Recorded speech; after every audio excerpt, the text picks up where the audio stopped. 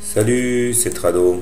Voilà mon commentaire pour l'or, séance du mardi 8 décembre. Alors aujourd'hui, la configuration de la journée est plutôt encourageante puisqu'effectivement, nous avons bien eu une attaque violente des baissiers. Mais malheureusement, cette attaque a été condamnée par des rachats à bon compte sur l'or. Effectivement, regardez, on a enfoncé les 38% de Fibonacci, ce qui était un petit peu couru d'avance, et on est allé prendre appui sur le support des 1137, qui conjugué avec la base du canal orange que j'avais tracé la semaine dernière, eh bien, a suffi à initier des positions acheteuses. Et aujourd'hui, nous avons une bougie en forme de doji. Alors, doji, c'est pour ceux qui ne connaissent pas, c'est niveau d'ouverture et des niveaux de clôture similaires, ce qui montre l'indécision des intervenants. Mais surtout, on voit la longueur de la mèche basse qui montre la prise en main progressive des haussiers. Alors, l'intérêt de cette séance, c'est de quelque part de pérenniser les résistances et les supports graphiques.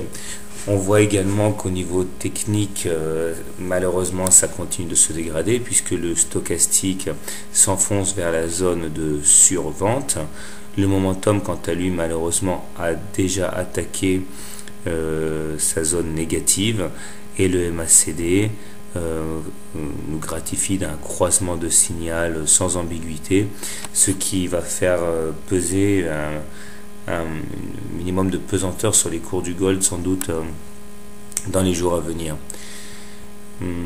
Par ailleurs, la M7 maintenant est clairement décroissante et va jouer comme une résistance à la hausse.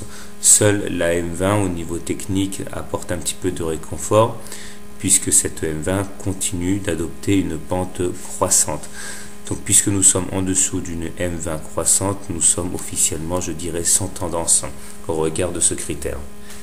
Alors comment trader l'or? J'ai ce week-end mis en ligne une vidéo hebdomadaire et une vidéo mensuelle sur le gold qui montre qu'on est relativement bien orienté. Donc on peut même envisager de voir dans le repli actuel une sorte d'opportunité.